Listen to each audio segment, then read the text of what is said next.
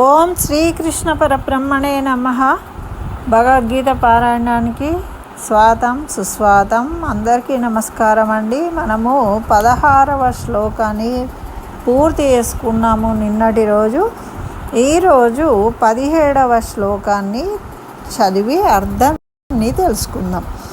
అయితే అంతకన్నా ముందు మనకు 16వ శ్లోకంలో ఏం చెప్పాడు పరమాత్మ అంటే, అర్జున, ఉన్నది లేకుండా పోయేది కాదు కనుక ఎప్పుడు ఉంటుంది, దానికోసం ఏడ్చే అవసరం లేదు. లేనిది ఉండేది కాదు, లేదు అన్నప్పుడు అది ఎప్పటికీ ఉండేది కాదు, అది ఎలాగూ పోయేదే. మరి పోయేదని తెలిసినప్పుడు దాని గురించి బాధపడే అవసరం లేదు. నువ్వు ఉండేదాని కోసము బాధపడే అవసరం లేదు, పోయేదాని గురించి కూడా బాధపడే అవసరం లేదు అని తేల్చి చెప్పేసిండు. ఇప్పుడు మరి 17వ శ్లోకంలో ఏం చెప్తున్నాడో తెలుసుకుందాం. అవినాశితు తద్విద్ధి ఏన సర్వమిదం తతం వినాశమవ్యయస్య న కశ్చిత్ కర్తుమర్హతి అని చెప్తున్నారు. అంటే ఇప్పుడు గత ఒకదాని గురించి చెప్తూ దాన్ని బలపరుస్తూ ఇంకో శ్లోకం. ఎట్లాగైతే అర్జునుడు తాను యుద్ధం చేయకపోవడానికి ఎన్ని సాకులు చెప్పాలో అన్ని రకాల సాకులు చెప్పిండు. ఇప్పుడు యుద్ధం చేయడం కోసము ఎన్ని నిజాలు ఉంటాయి ఏంటి అనేది మనకు పరమాత్ముడు చెప్తూ ఉన్నాడు అన్నమాట. అయితే ఈ జగత్తంతా ఏదైతే వ్యాపించి ఉందో అది నశించే కాదని తెలుసుకో. నువ్వు నశించని దానికి నాశనం చేసేవారు ఎవరూ లేరు. ఇప్పుడు అంటారు చూడండి, అదృష్టవంతులని చెప్పేవాళ్ళు లేరు, దురదృష్టవంతులని బాగు చేసేవాళ్ళు ఉండరు. ఎంత చెప్పినా విడనివాడు ఉంటాడు. వాడిని మూర్ఖులను ఎవరు రంజింపజేస్తారండి? చేయలేరు. కాబట్టి ఏం చేస్తాం, మనం వదిలేస్తాం. చెప్పేయడానికి ప్రయత్నం చేయాలి, అది మన కర్తవ్యం. మనం చేసే పని మనం చేయాలి, ఫలితం మీద ఆశించద్దు. ఫలితంతో మనకు మనం చెప్పిన విధానంగా ఫలితం వచ్చింది అంటే మనము విజయం సాధించినట్టు. మనం చెప్పినా కానీ మనకు వ్యతిరేకమైన పని జరిగింది అంటే అది మనకు ఓటమి తెచ్చిపెడుతుంది. మరి ఇప్పుడు ఇందులో మన తప్పేం లేదు, మన దోషం ఏం లేదు కదా. మనము చెప్పినప్పుడు ఒకళ్ళేమో దాన్ని మంచిగా స్వీకరించారు, ఒకళ్ళేమో మంచిగా స్వీకరించలేదు.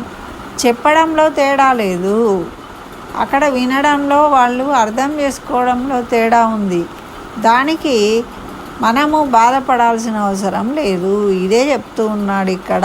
ఈ జగత్తంతా ఏదైతే వ్యాపించి ఉందో అది నశించేది కాదు అని తెలుసుకో. ఈ జగత్తులో ఉన్న భూమి, ఆకాశము, ఇవేవి, గాలి, ఇవన్నీ నశించేవి కాదండి. ఇప్పుడు మనము ఇంట్లో ఫ్యాన్ వేసుకుంటే కాసేపు వస్తుంది, కరెంటు పోయింది అంటాం, మళ్ళీ ఉండదు. కానీ మనం పీల్చడం మానేస్తున్నామా? మరి భగవంతుడు ఇచ్చిన ఈ ప్రకృతిలో ఉన్న గాలి, వాయువు అనేది నిరంతరము వస్తుంది. దాన్ని ఎవరు ఆపలేరు, ఎప్పుడూ ఆపలేరు. మనము పీల్చుకోవడము ఆగిపోతామేమో కానీ గాలి రావడం ఆగిపోయినప్పుడు చూసిండ్రా ఎప్పుడన్నా? చెప్పండి, ఎవరైనా చూడలేదు కదా. అలాగే సముద్రాలు ఇంకిపోవడం చూసినామా మనం? చూడలేదు కదా. ఆకాశం కనబడకుండా పోయిందా ఎప్పుడన్నా? ఈ భూమి కనబడకుండా పోయిందా? అంటే ఇక్కడ మనము అర్థం చేసుకునేది ఏంటి అంటే, ఏదైతే వ్యాపించి ఉన్నదో అందులో ఉన్నదంతా ఎప్పుడూ నిత్యం ఉంటుంది. మనకు ఈ కంటికి కనబడచ్చు, కనబడకపోవచ్చు. ఈ శరీరంతో, ఈ చేయితో, ఈ చర్మంతో మనం తాకగలము, తాకలేకపోవచ్చు. ఈ ముక్కుతో మనము దాని యొక్క వాసన చూడవచ్చు, చూడలేకపోవచ్చు. ఆ పరిమళాన్ని, మరి దాని యొక్క శబ్దాన్ని మనము ఈ చెవులతోని వినవచ్చు, వినలేకపోవచ్చు. అంతమాత్రం చేత లేదు అని ఎట్లా అంటామండి? అనలేం కదా. ఇప్పుడు శ్రావణంలో వైబ్రేషన్లు వస్తాయి అని చెప్తారు మనకు. ధ్వని పాఠాలు ఫిజిక్స్లలో నేర్చుకున్నప్పుడు అంతర్లీనంగా వైబ్రేషన్స్ జరుగుతూ ఉంటే దాని నుంచి నాదం పుడుతుంది. అంతే కదండి, వైబ్రేషన్ వల్లనే కదా. మరి ఆ నాదము చిన్నగా ఉంటుంది, అది వినబడదు మనకు. అది వినబడే అంత శక్తి మనకు లేదు. అక్కడ శబ్దం లేదు కాదు, శబ్దం ఉంది, కానీ దాన్ని వినే అంత శక్తి మనకు లేదు. అదే మనం వాల్యూమ్ పెంచుతాము, అప్పుడు పెద్దగా వినిపిస్తూ ఉంటాయి. కొన్ని మిషన్లు ఉంటాయి కదా మనకి ఇప్పుడు టీవీలలో, ఛానల్స్ వాయిస్ పెంచుకోవడం తగ్గించుకోవడం, అంటే అందులో వాయిస్ ఉంది, కానీ దాన్ని తీసుకునే శక్తి మనకు లేకపోవచ్చు. అంటే ఇటువంటివన్నీ కూడా నిత్యంగా ఉంటాయి. ఏవైతే వ్యాపించి ఉన్నాయో ఈ జగత్తులో అవన్నీ కూడా సత్యమైనవి, నిత్యమైనవి. మరి నశించని దానిని నాశనం చేసేవారెవరు ఉండరు. గాలిని నాశనం చేసేవాళ్ళు ఉంటారా? ఆకాశాన్ని నాశనం చేసేవాళ్ళు ఉంటారా? ఈ భూమి లేకుండా చేస్తాము అని ఎవరన్నా అంటారా? సనాతన ధర్మం లేకుండా చేయాలి అంటున్నారు, కానీ చేయగలరా? చేయలేరు. ఒకవేళ చేయగలరేమో, మరి హిందువులు అందరూ నశిస్తే సనాతన ధర్మం పోతుంది అని. కానీ ఈ భూమిని లేకుండా చేయగలుగుతారా? ఈ భూమి ఉన్నంతకాలం సనాతన ధర్మం ఉంటుంది. కాబట్టి ఈ విధంగా ఎప్పుడూ ఉండేది వ్యాపించి ఉన్నదాన్ని మనము నశింపజేయలేము. కాబట్టి నువ్వేదో వీళ్ళందరూ పోయేవాళ్ళు కాదు, ఉండేవాళ్ళు. కాబట్టి వీళ్ళని యుద్ధం చేసి సంహరించాలి, వీళ్ళు నా వాళ్ళు కదా అనుకుంటున్నావు నువ్వు. మరి దుఃఖింపదగని వాళ్ళ కోసం నువ్వు దుఃఖిస్తున్నావు అని మొదలుపెట్టిండు కదా 11వ శ్లోకంలో. ఇప్పుడు ఆత్మ నిత్యము కనుక దుఃఖింప అవసరం లేదు అంటే, చిన్నపిల్లలకు ఏదైనా కూడా మనము వాళ్ళ లెవెల్కి వెళ్ళి వాళ్ళకి అర్థమయ్యేటట్టు చెప్పాలి. అదే కదా మరి మనం త్యాగం చేసే తల్లిదండ్రులు. మేము తల్లిదండ్రులు మమ్మల్ని గౌరవించాలంటే ఎందుకు గౌరవించాలండి? మనకు ఓపిక ఉన్నా లేకున్నా, ఇష్టమున్నా లేకున్నా, వాడు చెడ్డ పని చేసినా వాడిని దారిలో పెట్టుకోవాలి. వాడికి నచ్చినట్టుగా మనం మారి వాడిని సంస్కరించుకోవాల్సిన బాధ్యత తల్లిదండ్రులకు ఉంటుంది. కానీ వాడు చెప్తే వినడండి అని ధృతరాష్ట్రుడు చెప్పేసిండు. ఇవాళ రేపు పిల్లలు ఎవరు వింటారండి? మనం చెప్తే వింటున్నారా? వినట్లేదు. ఏం చేస్తాము అంటే, నువ్వు చచ్చేదాకా వాణ్ణి సంస్కరించడానికి నీ వంతు కృషి నువ్వు చెయ్యాలి. అది నీ కర్తవ్యం. అయినా మారలేదు, అప్పుడు నువ్వేం చేయలేవు. నీ శక్తికి మేర చేస్తూ ఉన్నావు, కానీ నువ్వు చెయ్యకుండా వదిలేయడము అనేదే తప్పు. అది నువ్వు గ్రహించుకోవాలి. చెప్తే వినడం లేదండి అని నువ్వేం చేస్తున్నావు? నీ జల్సా నువ్వు చేస్తున్నావు ఇక్కడ.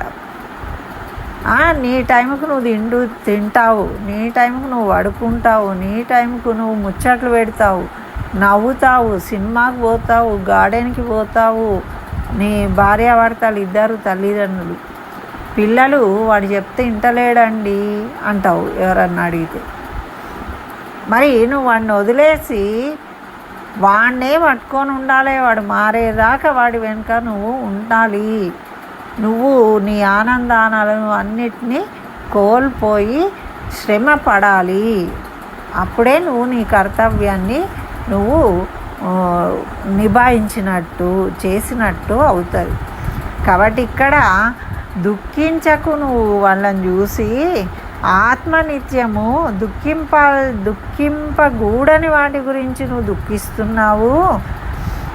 ఈ ఆత్మ లేని శరీరాలు దుఃఖానికి కారణమవుతున్నాయి, వాటిని నిత్యం అనుకొని నువ్వు దుఃఖిస్తున్నావు అని అక్కడి నుంచి ఇక్కడ దాకా ఎట్లా మలుచుకుంటూ వస్తూ ఉన్నాడు అనమాట. 11 నుంచి ఇప్పుడు మనం 17వ శ్లోకానికి వచ్చినాం. అంటే ఈ 6 శ్లోకాలలో కొంత కొంత బిల్డప్ చేస్తున్నాడు, సిద్ధం చేస్తున్నాడు, యుద్ధానికి సన్నద్ధం చేస్తూ ఉన్నాడు అర్జునుడిని ఇక్కడ కృష్ణ భగవానుడు. ఈ శ్లోకం ద్వారా మరి ఎట్లా చెప్తున్నాడంటే, తత్ అనే పదము ఏదైతే ఉందో అది ఎప్పుడు కూడా సత్, తత్ సత్ అంటే సత్యము అని అర్థం. ఇప్పుడు విశ్వంలో సత్యము ఉంది, ఇది నిజము అంటే ఇంకోటి ఏదో అబద్ధం ఉంటుంది కదా, ఉంటుందా ఉండదా అండి? ఇప్పుడు నేను మంచోడిని అంటే ఇంకెవరో మంచోళ్ళు గారు అని అర్థం వస్తుందా రాదా? కొంతమంది తెలివి ఇలా మాట్లాడుతూ ఉంటారు అన్నమాట. మేమైతే మంచిగా పని చేస్తున్నాం, ఇట్లా చేయలేదు అంటారు. అంటే ఆ పక్కన ఉన్నోళ్ళు మంచిగా చేయలేదు అని చెప్పినట్టే కదా. అది ఎవరు నిర్ణయించాలి? ఆ పని ఎవరైతే ఇచ్చిండ్రో వాళ్ళు చెప్పాలి, మీరు పని చేసిండ్రు, వీళ్ళు పని చేయలేదు అని. అది కరెక్ట్. కానీ వీళ్ళే చెప్పుకోవడం అయితే ఉందో, మేమైతే ఎవరి జోలికి పోమండి అంటారు మళ్ళా. అంటే వచ్చిన వాడికి వీళ్ళు ఇండికేషన్ ఏమి ఇస్తున్నారు? నేను మంచి పని చేశాను, వాడు మంచి పని చేయలేదు అని ఇండైరెక్ట్గా చెప్తూ ఉన్నాడు కదా. అంటే నెగటివిటీని చూపిస్తూ ఉన్నారు అక్కడ. అట్లా మనము ఒకదానికోటి కలిపి మన అభిప్రాయాన్ని తెలియజేయాలనుకొని ఇలాంటివన్నీ చేస్తామన్నమాట. పైకి మంచి వాళ్ళుగా కనిపిస్తావు, అర్జునుడు అంటే పండితుడు, పెద్ద యుద్ధం చేస్తాడు బాగా అని అనుకుంటే ఆయన ఏం చేస్తున్నాడు? ఇక్కడ వచ్చి ఏడుస్తూ ఉన్నాడు. అందుకని అలా ఏడవకు. నిత్యమైనది ఏదో వివేకాన్ని, వస్తువును నిత్యమైనది అనిత్యమైనది ఏదో తెలుసుకోవాలి. వివేకవంతుడివి నువ్వు, పురుషార్థుడివి, పురుష శ్రేష్ఠుడివి కాబట్టి నువ్వు తెలుసుకో వివేకంతో. ఊరికేనే నేను యుద్ధం కారణం లేకుండా కార్యం ఉండదు. ఇప్పుడు నువ్వు యుద్ధానికి రావడానికి కారణం నీకు తెలుసు కదా, ఎన్నో రోజుల నుంచి దీనికోసమే కదా మీరు ఎదురు చూసిండ్రు. మరి ఆ కారణం ఏది ఉంటుందో అదే నిజము, సత్యము. మరి ఆ సత్యాన్ని తీసుకుంటావా? ఇక్కడ కనబడే ఈ శరీరాలు సత్యమని దీన్ని తీసుకుంటావా? నువ్వు ఏది తీసుకుంటావా అర్జున? కాబట్టి నువ్వు వ్యాపకమైన వాటిని నువ్వేం చేయలేవు, కానీ నశించే వాటిని చూసి నువ్వు దుఃఖించకు అని తెలియజేసిండు ఈ 17వ శ్లోకం ద్వారా. మరి అటువంటి వాళ్ళని నశింపజేయడానికి ఎవరికి శక్తి కూడా ఉండదు. ఇప్పుడు ఆకాశాన్ని ఎవరు నశింపజేయలేరు, భూమిని కూడా ఎవరు ఎంత తవ్వినా భూమి ఉంటుందండి, దాన్ని నశింపజేయలేరు ఎవరు కూడా. ఒక సముద్రాన్ని పోయి నశింపజేయలేరు, గాలిని నశింపజేయలేరు. అట్లనే నిత్యమైన దాన్ని దేని కూడా నశింపజేయలేరు, ఆ శక్తి ఎవరికి ఉండదు. కాబట్టి నువ్వు అనవసరంగా దుఃఖపడుతూ ఉన్నావు అర్జున అని చెప్పాడనమాట. ఇదండి 17వ శ్లోకం యొక్క అర్థము. మరి సాయంత్రం పూట 18వ శ్లోకానికి అర్థాన్ని తెలుసుకుందాం. స్వస్తి. సర్వం శ్రీకృష్ణ చరణారవిందార్పణమస్తు.